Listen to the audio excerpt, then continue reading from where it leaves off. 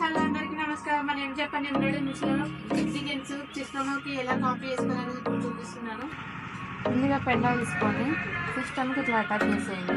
చేసిన తర్వాత మనకి ఇక్కడ పెన్ డ్రైవ్ గుర్తు కనబడుతుంది కదా, కనబడంగా దాని మీద క్లిక్ చేసేయండి. క్లిక్ చేసిన తర్వాత మనకి బుక్ మీద అయితే SETK అనేసి ఉంది కదా, అది దీంట్లో సిస్టంలో ఎక్కడ ఉందో వెతుక్కోవాలి. మనకి ఇక్కడైతే SETK కనబడుతుంది కదా, దాని మీద 2 times క్లిక్ చేయండి.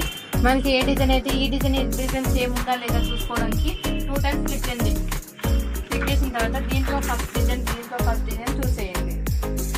ఈ మొత్తం చూసిన తర్వాత ఈ మొత్తం ఒకేసారి కాపీ చేయడానికి ఇక్కడ మనకి ఫ్లవర్ది కనపడుతుంది కదా, దాని మీద క్లిక్ చేసి రైట్ మార్క్ నొక్కేసేయండి.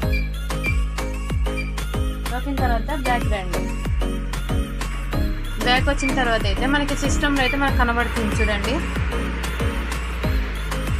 ఈ డిజైన్ సేమ్ ఉంది చూడండి.